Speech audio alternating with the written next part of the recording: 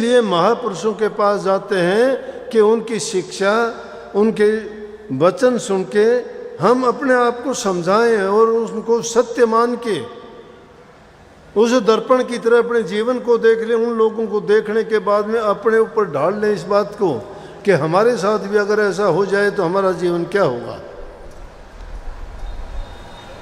परंतु इस इंसान के साथ ऐसा होना स्वाभाविक है। वो क्यों करता है कि जिस देश में हम रहते हैं, इस देश में शासन किसका है? काल का। काल सबसे बड़ा है। वक्त कहते हैं, वो वक्त चलता रहता है, घूमता रहता है, वक्त का पहिया रुकता नहीं है। हम सोचा करते हैं कि अच्छा वक्त आएगा, बुरा वक्त निकल जाएगा, लेकिन कोई बात नहीं। इस दुनिया में हर प्रकार की चीज़ें देखी हैं, असंभव चीज़ को संभव होते हुए देखा है। इंसान अगर करना चाहे तो सब कुछ कर सकता है। इंसान जो करना चाहे वो कर सकता है, लेकिन उसमें आत्मिक बल अपना आप को जगाना पड़ेगा, आत्मविश्वास तुम्हें बनाना पड़ेगा। जब तुम्हारा विश्वास दृढ़ हो जाएगा तो दुनिया की कोई ताकत नहीं कि आप जिस अच्छे काम के लिए निकले हो, अरे जब बुरे काम के लिए चोर चोरी करने के लिए निकलता है, चोरी कर लेता है। जार जारी करने के लिए निकलता है, जारी कर लेता है। ठग ठगने के लिए निकलता है, वो ठग लेता है। कोई और दूसरी चीज़ों के लिए कोई घात लगा के बैठता है, वो कर लेता है। कोई छीना झपटी करता है, कोई लड़ाई झगड़े कर लेता है। तो क्यों, अगर हम दूसरी चीज़ जो अच्छी चीज़ है, भक्ति है, उनकी चीज तरफ अगर मन को लगाएंगे कि तो क्यों नहीं हो सकता। लेकिन जितना हम अपनी मानसिक शक्ति उस चीज़ में लगाते हैं बुराई की ओर, अगर उससे आधी शक्ति भी अच्छाई की ओर लगा दो तो भी बुराइयां सब दब जाएंगी और अच्छाइयां पनप जाएंगी। वही सद्गुण बन के, अच्छे बन के हमारे जीवन को सुधार देंगे और इस लायक बना देंगे कि हम प्रभु का प्यार पाने के योग्य बन जाएंगे। जब तक ये मलिनता हमारे अंदर भरी हुई है, जब तक ये कमियां हमारे अंदर हैं, तब तक लाख कोशिश कर लो। अनेक रास्ते भक्ति के हैं, लेकिन हम गृहस्थियों के लिए बड़ी कृपा हुई इस युग में। क्यों कही कि कलयुग में स्वामी दया बिचारी प्रगट करके शब्द पुकारी, तीन छोड़ चौथा पद दीना, सतनाम सतगुरु व चिन्ह। इस कलयुग में सूरत शब्द योग को बहुत ही सुलभ और आसान तरीके से करने का तरीका बता दिया। सतनाम सतगुरु गत चिन्ह, सतगुरु के रास्ते पे चल के सतनाम को जो चीन जाएगा, लेकिन उसके चीनने के लिए हमें सबसे प्रथम है नाम का सुमरण करना, ध्यान करना, अभ्यास करना। जब तक नाम का सुमरण नहीं करते, चिंतन उस ओर है ही नहीं हमारा, कुछ हाथ नहीं लगेगा। महापुरुषों ने जो कहा देख के कहने लगे कि तुम अपना छोटा मन क्यों करते हो, क्यों सोचते हो ऐसा नहीं होगा। उन्होंने बहुत बड़ी बड़ी बात कही। वो कहते हैं चढ़ दे सूरज ढल दे देखे, खोटे सिक्के चल दे देखे, प्रभु की कृपा से पानी ऊपर चल दे देखे। और जिन्होंने प्रभु की भक्ति नहीं की, खाली हाथ वो मरते देखे। जिन्हां दा ना कोई दुनिया विच ओ पुत्र भी पढ़दे देखे। लोकी कहंदे दाल नहीं गलदी, हम तो पत्थर गलदे देखे। कोई पैरों ते नंगा फिरता, कोई सिर ते ढूंढे छावा, मैनू सतगुरु सब कुछ देता, मैं क्यों ना शुक्र मनावा। अरे सतगुरु सब कुछ देता है, दुनिया में क्या नहीं देखा।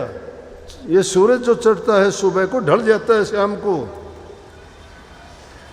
खोटे सिक्के का मतलब खोटी चीज जिसको हम बुरा मान लेते हैं कि किसी काम की नहीं, वो भी किसी वक्त में बहुत काम आ जाती है। और करनी बहुत बड़ी है, करनी करने वाले क्या क्या नहीं कर जाते। संतों की जो बात बताई, उन्होंने तो प्रभु को पास बुला के किसी ने दूध पिला दिया, किसी ने खाना खिला दिया, किसी ने छान बनवा ली, किसी ने उससे बाल कटवा लिए, किसी ने कितने खेती के काम करवा लिए। सैन भगत ने उससे नाई का काम करवा दिया, राजा की मालिश करवा दी। धन्य भगत ने उससे अपना खेत में काम करवा लिया। नामदेव ने अपनी छान बनवा ली उससे। उनके पास कौन सी ताकत थी, वो तो गरीब थे बेचारे, उनके पल्ले कुछ नहीं था, ना धन थी, ना दौलत था, ना परिवार था, ना शक्ति ताकत थी। उनके पास थी आत्मिक शक्ति, उनके पास थी सच्ची भक्ति, उनके पास था सच्चा प्रेम।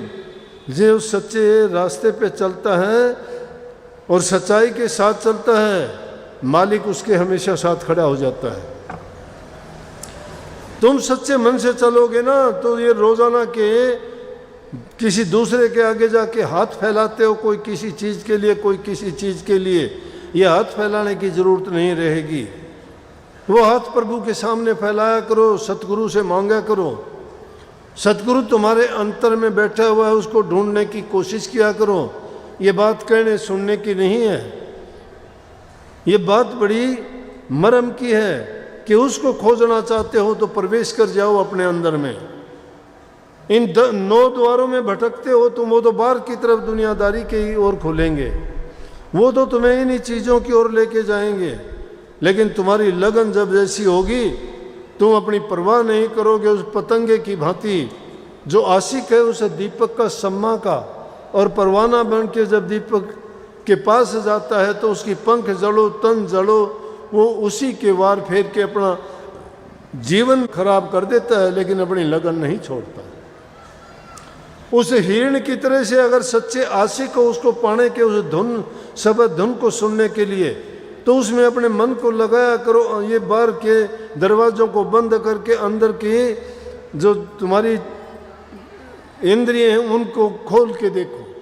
उनसे जो धुन प्रकट होगी वो धुन तुम्हें सुनाई देगी, वो तुम्हें उसी प्रकार से मस्त और मगन बना देगी। फिर उसके बाद तुम्हें ये होश ही नहीं रहेगा कि क्या दुनिया के ये रस और दुनिया के भोग, ये झूठे भोग और झूठे रसों के कारण हम अपना ही खून पी के अपने आप को ही बर्बाद कर रहे हैं। इसको कुत्ते की हड्डी कहा गया है।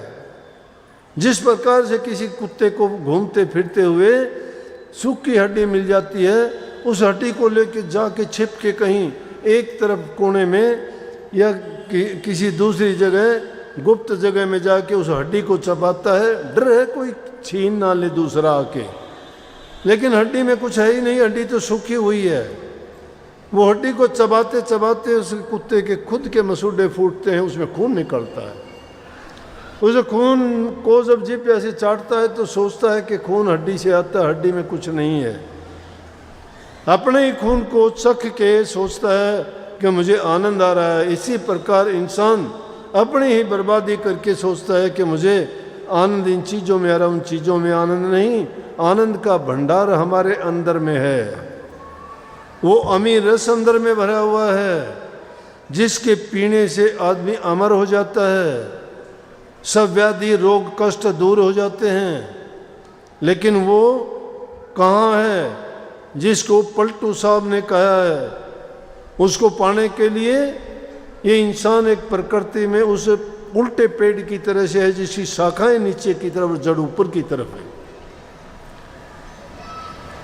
पलटू साहब ने उसको उल्टा कुआं कहा है कि उल्टा कुआं गगन में तिसमें जड़े चिराग, तिसमें जड़े चिराग जड़े बिन रोगन बाती, जलता है 6 ऋतु 12 मास जड़े दिन राती, निकसे एक आवाज चिराग की ज्योति माही, कोई गुरमुख सुनता और कोई सुनता नहीं, पलटू जो कोई सुने तिसके ऊंचे भाग, उल्टा कुआं गगन में तिसमें जड़े चिराग। ये जो उल्टे कुएं में जब उस 10वें रास्ते के द्वारा तुम अधर मंजिलों में पहुंचोगे, जो एक रहस्य है हमारे लिए, लेकिन संतों ने इशारतन बखान किया है उनका।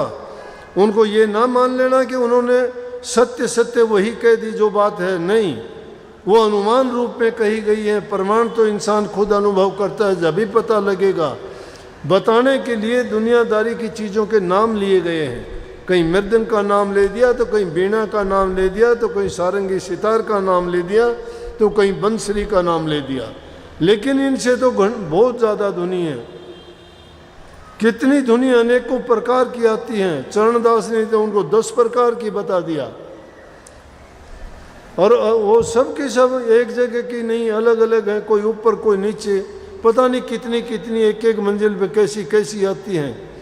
उनको सुन के मन मगन होता है, मन मगन होता है। जब संत कहते मन मगन भया फिर क्यों बोले। मन मगन जब हो जाता है बोलने की जरूरत नहीं, जिसने भी पाया उसी ने छिपा लिया। किसी कहते छिपा लिया, अरे छिपाया क्या, बता नहीं सकते, क्योंकि जो चीज़ अनुभव करती है उसकी जबान नहीं है, वो खुद अनुभव करती है, लेकिन वो किस जबान से बखान करे। तो संतों ने कह दिया कि गूंगे का गुड़ है वो। जैसे गूंगा आदमी कोई मिठाई को खा लेता है, मिठाई को पाके खुश तो हो जाएगा, मस्त मगन होगा, हंसने लगेगा, लेकिन तुम उससे पूछ नहीं सकते, गूंगा होता है, बहरा भी होता है, ना उसको तुम्हारी बात उसको पता ये क्या पूछता है, उसकी जबान नहीं है, वो क्या बोले। इसलिए ना तो बता सकता है, और जो उसने पाया है उसने पाया है। इसलिए उस सच्चा भक्ति का रूप तो ये है कि जब आप लोग भी उस नाम का सुमन करते हुए उस नूर को देखोगे, अंदर में जाओगे, उन आकाशों को पार करते हुए जब उन ध्वनियों को सुनोगे, अंदर के नज़ारे देखोगे, जो जिसको ज्योति रूप प्रकाश रूप में अनेकों प्रकार की आपको ऐसी चीज़ें नज़र आएंगी जिनको देख देख के आप खुद भी हैरान हो जाओगे। लेकिन वो चीज़ें इस संसार में विशाल और विराट रूप में बनाई गई हैं, और वही इंसान के शरीर में सूक्ष्म रूप में बनाई गई हैं। उनमें चलने के लिए जो 3 मुख्य नाड़ियाँ हैं, बाईं ओर को एड़ा नाड़ी है, दाईं ओर को पिंगला नाड़ी, ये उन इलाहाबाद के पास में गंगा, जमुना और सरस्वती तीनों नदियों की भांति है। उनमें 2 तो जाहिर में हैं, लेकिन तीसरी सरस्वती गुप्त है। इसी प्रकार से जो तीसरी नाड़ी है सुषुम्ना नाड़ी, वो उन दोनों में गुप्त रूप से जाके मिल जाती है। असल रास्ता वही है, उस पे ही चल के साधक ऊपर चढ़ते हैं, चलते हैं, और उन मंजिलों को पाने के लिए ये सबसे सुगम रास्ता भी यही है, और दूसरा रास्ता है ही नहीं। चाहे कठिन है तो सुगम है तो वो वही तीनों नाड़ियों के रास्ते पे चल के उस मंजिल को पाना है। लेकिन उसके लिए मेहनत कठोर करनी पड़ेगी, बाहर की वृत्तियों को रोकना पड़ेगा, अंदर में धीरे धीरे एक दिन का काम नहीं है। अभ्यास करते करते करते करते जब जाओगे बहुत टाइम लग सकता है। जिनके पवित्र विचार हैं, पीछे की अच्छी करनी है, पिछले जन्मों में नेक कर्म करके आए हैं, या भक्ति के रास्ते पे चलते हुए उनके रास्ते में कोई बाधा आने के कारण दोबारा इंसान का चोला मिला है, तो उनको बहुत जल्दी भी ऐसे अनुभव हो सकते हैं। लेकिन जिनको नहीं होते उनको भी चिंता करने की ज़रूरत नहीं है। ये एक वाणी गाया करते हैं, लाग्या रहिए प्रेमी मेरा भाई रे, तेरी बनत बनत बन जाई रे। कितने कमाल की बात है कि लगे रहो, लगे रहो, घबराओ नहीं, पीछे ना हटो। मंजिल को पाने के लिए आगे बढ़ते हैं, पीछे कोई नहीं चलता। जो जिस काम में सब दुनियादारी के कामों में लगते हैं, वो आदमी ज़्यादा से ज़्यादा ही किसी चीज़ को प्राप्त करने या ऊंचे पद पर पहुंचने की कोशिश करते हैं, वो आगे ही बढ़ते हैं, पीछे मुड़ के नहीं देखते। इसलिए भक्ति के मार्ग में हमारी गिरावट क्यों होती है? इन चीज़ों के कारण, उन विषय विकारों के कारण, अपनी बुरी सोच के कारण, अपने पाप कर्मों के कारण हम गिरते हैं। नहीं, कोई इंसान गिरता नहीं, आगे बढ़ेगा। और उसके लिए आदमी को रात दिन अपनी खुद की निगरानी करनी पड़ेगी। इसको मन को भटकने से रोकना पड़ेगा। ये तो बार बार आपको गिराने की कोशिश करेगा।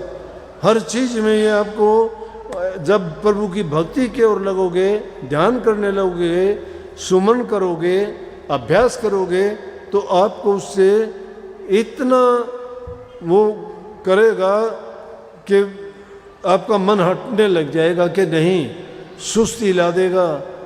ये करेगा कि कल को शुरू करेंगे, परसों करेंगे, कोई दूसरी चीज़ ऐसी याद दिला देगा, कह देगा इसमें क्या रखा, उसमें मन लगेगा, उसको छोड़ के उस दूसरी चीज़ में अपने मन को फंसा देंगे। लेकिन उस टाइम पे ये अपनी पहरा देना है इस मन पे मन पे पहरा देना है। महात्माओं ने अनेक तरीके बताए हैं उसको मन को रोकने के लिए।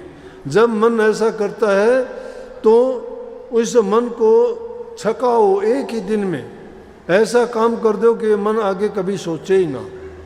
महापुरुषों ने तो अनेक तरीके बताए, कई बार पहले भी जिक्र आया होगा। महात्मा का एक बार अभ्यास करते करते मन में आया, जंगल में बैठा है कि आज तो जलेबी खाओ। महात्मा का काम जलेबी, वो तो भीख मांग के खाते हैं, भिक्षा होती है, मांगने के लिए जाते हैं, ज़्यादा मिल जाती है, 3-4 दिन उसी में अपना गुजारा कर लेते हैं, क्योंकि उनको उससे रस और आनंद की ज़रूरत नहीं, सिर्फ शरीर को जिंदा रखने के लिए खाते हैं। महापुरुषों की वाणी आपने बाबा जयमल सिंह की सुनी होगी ब्यास में, जिनसे ब्यास का डेरा अब इतनी पूरी दुनिया में जो फैल गया। उन्होंने ब्यास नदी के किनारे इतनी करनी की कि रोटियां सूखी भी तार में टांग के रख देते थे अपनी झोपड़ी में, और जब खाने का टाइम होता पानी में भिगो के सूखी रोटी कितने कितने दिन की खाई। लेकिन उस सूखी रोटी के खाने के कारण और वो अपनी भक्ति की कमाई करने के कारण ऐसा काम कर दिया कि वो राधा स्वामी मत पूरी दुनिया में फैल गया। त्याग के बिना कुछ मिलता नहीं है। तो मन तो पता नहीं क्या का क्या करेगा, उनका क्या मन नहीं था? क्या उसके मन में ये विचार ख्यालात नहीं पैदा हुए होंगे? उन महापुरुषों के जीवन से हमें ये सीख लेनी चाहिए। इसीलिए मैं तो सीधी बात एक कहा करता हूँ कि एक इंसान ने जो काम कर दिया वो दूसरा इंसान कर सकता है। उठने के लिए ऐसे ऊंचे आदर्श वाले लोगों की तरफ ख्याल किया करो कि उसने ऐसा किया था तो मैं भी ऐसा कर सकता हूँ। अगर ऐसा वो सोच के चलते हैं तो निश्चित रूप से वो कर जाते हैं और अपने जीवन को सफल बना लेते हैं। तो वो महात्मा जंगल में बैठा, ध्यान अभ्यास में था, बैठे बैठे मन में ख्याल आता है कहाँ प्रभु की भक्ति जो जीवन को संवारती है, बनाती है, हर प्रकार की सुख सुविधा आनंद उसी में होता है। पूरा जीवन लगा दिया, घर बार त्यागा, दुनिया छोड़ी, दुनिया के रस स्वाद त्याग दिए, कहाँ जलेबी की मन में आई? कोई दबी हुई भावना मन में प्रकट होगी, चखी हुई थी, कभी ख्याल आ गया। जिसने कभी किसी चीज़ का रस आनंद देखा नहीं उसको क्या पता इसमें क्या आनंद है, लेकिन कभी खाई होगी, चखी होगी। महात्मा के मन में आई कि आज तो जलेबी खानी चाहिए। मन ने कहा, अब झगड़ा हो गया मन में। मन कहता है खानी चाहिए, महात्मा की बुद्धि ने कहा कि ये तो है तो गलत, लेकिन आज ये भावना उठाई है, कल को और उठाएगा कि खाएं कहाँ से? जलेबी तो हलवाई देगा पैसे में, पैसे तेरे पास नहीं। मन बोला लकड़ियाँ इकट्ठी कर ले, लकड़ियाँ इकट्ठी कर ली, सूखी बोला जाके बाजार में बेच दे इनको, पैसे मिलेंगे, उससे जलेबी खरीद ले। महात्मा ने वैसा ही किया, लकड़ियाँ इकट्ठी की, गट्ठड़ बांध के सिर पे रखा। लोग देखे महात्मा लकड़ियाँ उठा ले जा रहा है, लकड़ियों को बेच के पैसे लिए, हलवाई को पैसे दे के जलेबी ले ली। लेकिन जो सच्चे रास्ते के लिए निकलते, दुनियादारी की परवाह नहीं करते, हस्ती चढ़िए ज्ञान के सहज गलीचा डाल, स्वान रूप संसार भोकण दे जखमार। जब ज्ञान के हाथी पर चढ़ते हो तो परवाह ना करो दुनियादारों के, स्वान रूप हैं वो, हाथी पे चढ़े हुए सवार को कुत्ते भौंक तो सकते हैं, काट नहीं सकते। भक्ति हाथी की सवारी है। जब हाथी की सवारी के लिए निकले हो तो भौंकने दीजिए, परवाह ना करो। कोई कुछ कहेगा, कोई कुछ, झूठे सच्चे पता नहीं क्या क्या जोड़ देंगे लोग, और आज के ज़माने में तो सब कुछ जोड़ देंगे, अनहोनी को होनी कर देंगे। तो महात्मा ने ली, उनको क्या पता, लोग बोले कि देखो महात्मा है जलेबियां ले रहा है। सुन ली महात्मा, सुना के भी कहने लगे कुछ कि बाणा ले लिया लेकिन स्वाद नहीं छोड़ा। ठीक बेचारा जलेबियां लेके वापस जंगल में गया, आसन पे बैठ गया, जलेबियां आगे रख ली, जलेबियां खाने लगा। खाते खाते मन भर गया, कहने लगा बोल मन बोला जी बस।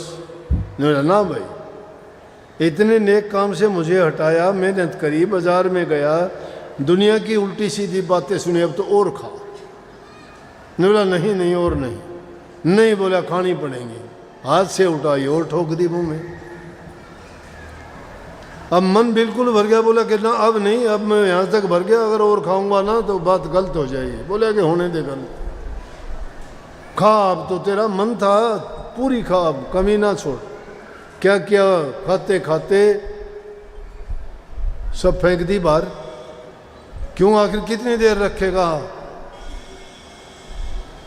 खाते खाते बाहर फेंक दी सारी। बाहर फेंक दी तो क्या करता है महात्मा का काम देखो।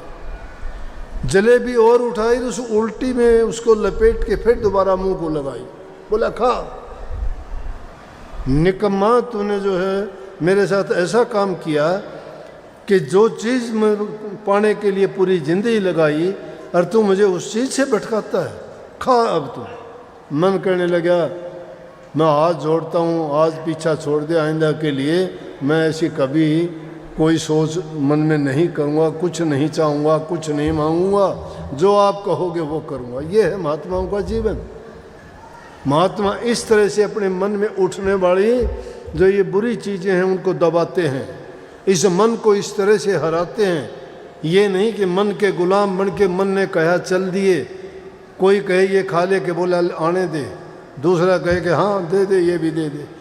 पेट को क्या कुआं बना दिया, मन में आया वो डाल लिया, फिर टसकते हो, ना आदमियों में बैठने के काबिल, ना कभी ज़ोर ज़ोर से डकार आती हैं, कभी फिर डॉक्टर के पास, उसके पास, ये पास, मुझे शुगर हो गया, मुझे हार्ट अटैक हो गया, मुझे ये हो गया, वो। क्यों वो ऐसा काम करते हो? अरे शरीर को जिंदा रखने के लिए शुद्ध भोजन खाओ। इन चीज़ों को तोड़ मरोड़ के खाते हो। कैसे बनते हैं लाडू, जलेबी, बर्फ़ी कैसे मिलते हैं? दूध को जड़ा जड़ू के तो बर्फ़ी पेड़े बनते हैं, गंडे को भूंद भांद के फूक फाक के गुड़ खांड चीनी फिर बनती है, उसको खाते हो। 10 जगह से बन के आई है, कितनी खराब होगी वो चीज़।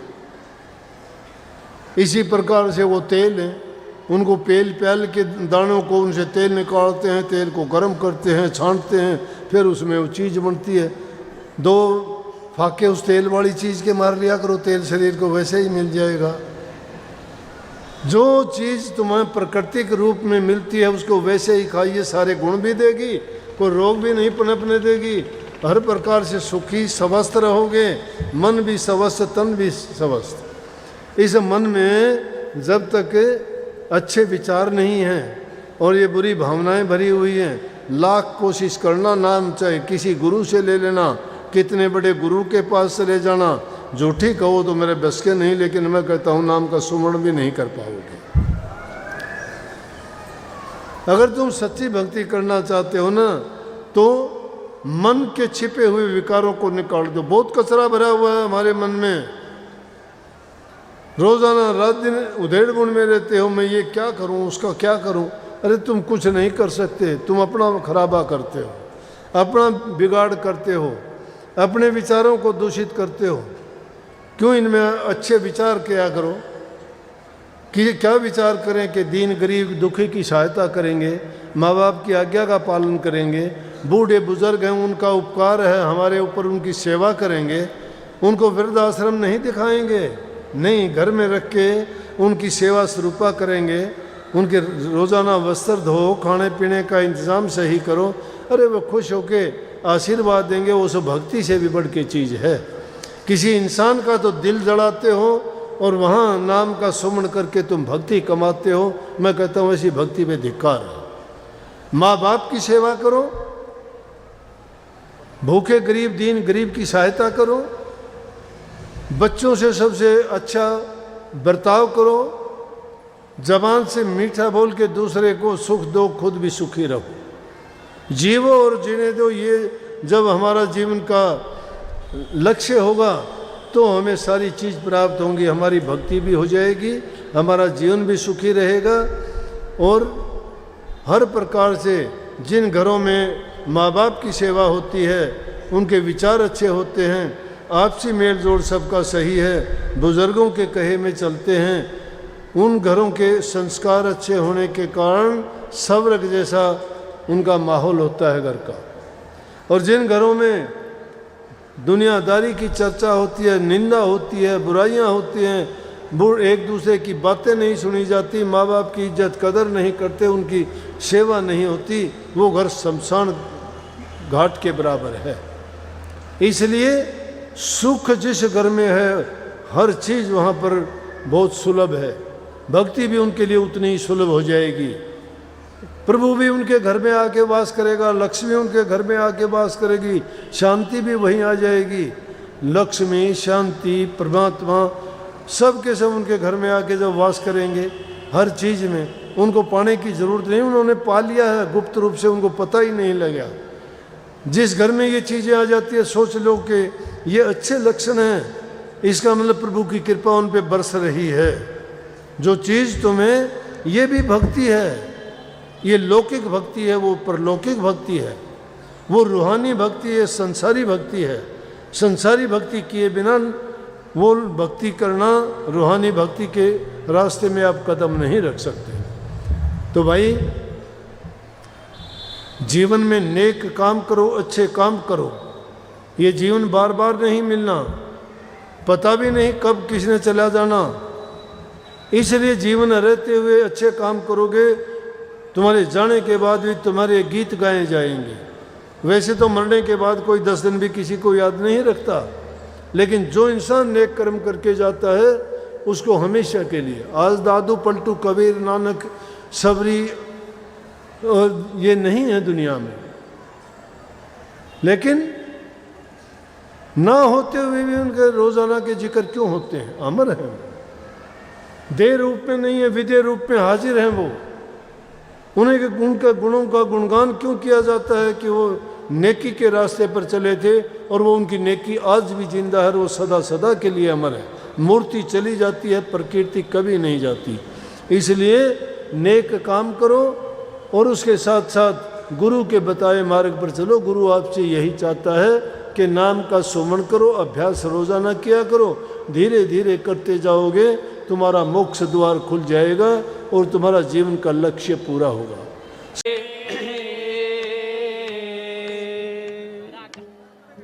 चरण निवासी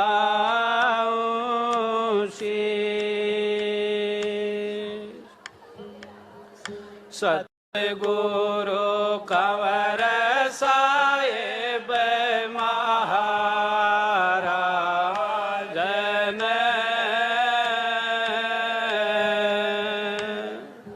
नाम दिया बख्शी गुरु जी मारे, दया के दाता हो बेदिया गम के जी, करूं बेनती दो कर जोरी, अर्ज सुनो राधा स्वामी मोरी,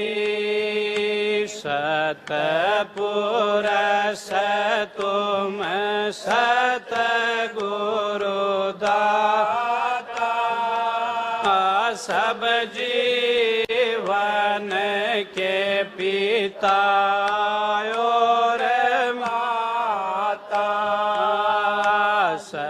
सतपुरुष तुम सतगुरु दाता, सब जीवन के पिता और माता, प्रगट कर के शब्द पुकारी,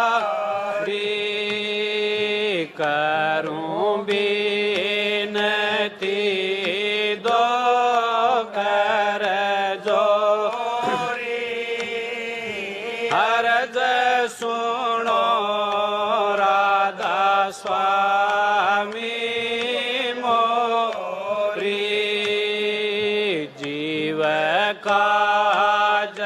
स्वामी जग में आए भव सार लगाए जीव काज स्वामी जग में आए भव सागर से पार लगाए तीन छोड़ चौथा पद दीन्या सतनाम सतगुरु गत चीन्या करूं बिनती दो कर जोरी हरज सुनो राधा स्वामी मोरी जगमग जोत होत उजिया गगन सोत पर चंद्र निहारा जगमग जोत होत उजिया गगन सोत पर चंद्र निहारा शेत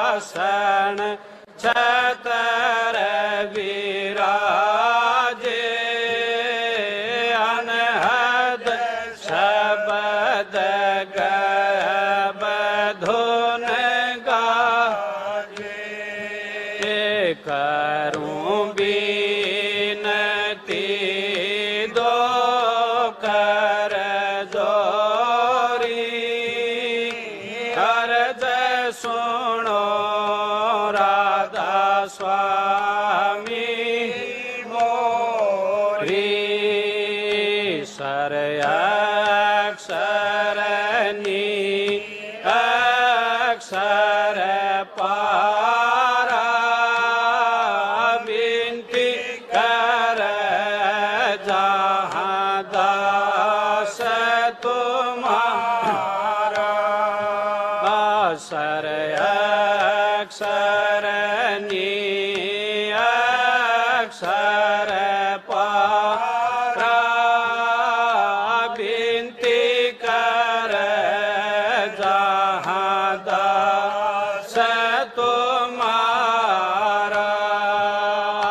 लोक आलोक पाओ सुख दामा चरण शरण दीजो विसरामा करूं बिनती दो कर जोरी अर्ज सुनो राधा स्वामी मोरी राधा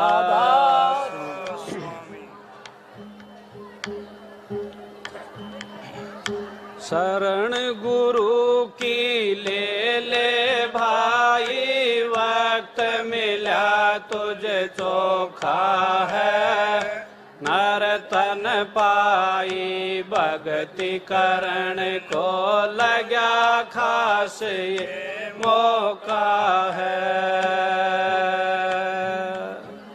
समय बीत जा रहा पछतावा फिर मुड़ पाना ओखा है दास कंवर पकड़ चरण गुरु के किसने तुझको रोक्या है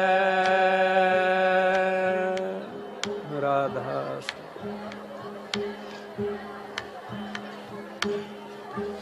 तेरे चरणों के सिवाय सतगुरु मेरा कहाँ ठिकाना। तेरे चरणों के सिवाय सतगुरु मेरा कहाँ ठिकाना।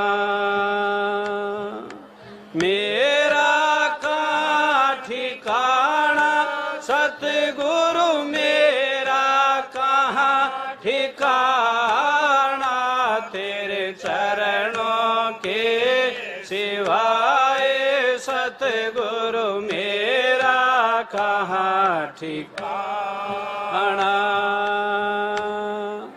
स्वार्थ के सब संगी साथी मतलब का है जमाना। स्वार्थ के सब संगी साथी मतलब का है जमाना। बहुरंगी है दुनिया सारी भरम की फांस फसाना। बहुरंगी है दुनिया सारी भरम की फांस फसाना। तेरे चरणों के सिवाय सतगुरु मेरा कहाँ ठिकाना। तेरे चरणों के सिवाय सतगुरु मेरा कहाँ ठिकाना। मेरा कहाँ ठिकाना सतगुरु मेरा कहाँ ठिकाना। तेरे चरणों के सिवाय सतगुरु मेरा कहाँ ठिकाना।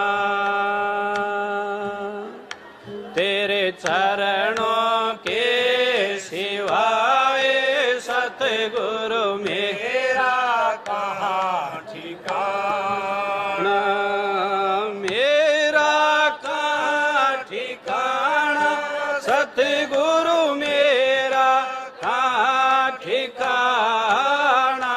तेरे चरणों के सिवाय सतगुरु मेरा कहाँ ठिकाना।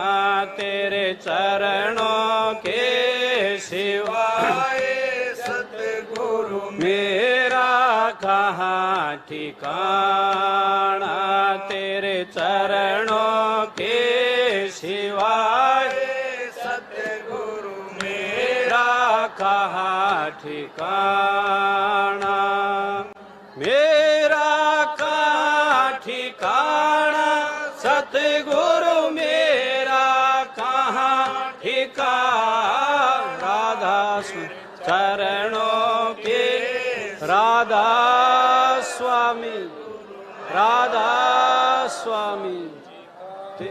तेरे चरणों के सिवाय सतगुरु मेरा कहाँ ठिकाना। कुबुद्धि अज्ञानी हूँ मैं झूठ के संग लिपटाना।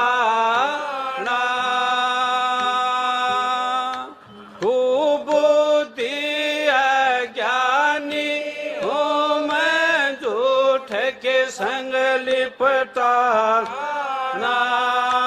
ओ गण मेरे आप निकारो दूर मति दूर भगाना। ओ गण मेरे आप निकारो दूर मति दूर भगाना। तेरे चरणों के सिवाय सतगुरु मेरा कहाँ ठिकाना। तेरे चरणों के सिवाय सतगुरु मेरा कहाँ ठिकाना, मेरा कहाँ ठिकाना, सतगुरु मेरा कहाँ ठिकाना, तेरे चरणों के सिवाय सतगुरु मेरा कहाँ ठिकाना। जन्म मरण के बीच जूझता, अब के मुझे बचाना, जन्म मरण के बीच जूझता, अब के मुझे बचाना। नाव फंसी मझधार बीच में, इसको पार लगाना, नाव फंसी मझधार बीच में, इसको पार लगाना, तेरे चरणों के सिवाय सतगुरु मेरा कहाँ ठिकाना, मेरा कहाँ ठिकाना, सतगुरु मेरा कहाँ ठिकाना, तेरे चरणों के सिवाय सतगुरु मेरा कहाँ ठिकाना। कैसी याचना क्या मैं मांगू, मैं कछु मांग न जाना, कैसी याचना क्या मैं मांगू, मैं कछु मांग न जाना, जोड़ी फलाए खड़ा द्वार पे, खाली ना लौटाना, जोड़ी फलाए खड़ा द्वार पे, खाली ना लौटाना, तेरे चरणों के सिवाय सतगुरु मेरा कहाँ ठिकाना, मेरा कहाँ ठिकाना, हो सतगुरु मेरा कहाँ ठिकाना, तेरे चरणों के सिवाय सतगुरु मेरा कहाँ ठिकाना। सतगुरु तारा चंद कह समझ कंवर, सतगुरु के चरण समाना, सतगुरु तारा चंद कह समझ कंवर, सतगुरु के चरण समाना, राधा स्वामी नाम सुमर, सूरत शब्द का योग कमाना, राधा स्वामी नाम सुमर, सूरत शब्द का योग कमाना।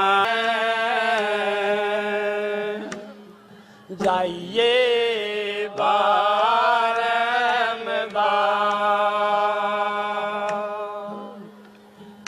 भूले वस्तुल खाए दे,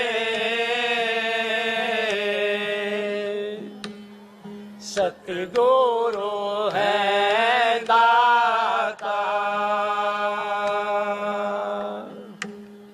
धीरा रे मन धीरा, पाया नाम पदारथ हीरा, पाया नाम पदारथ हीरा, धीरा रे मन धीरा,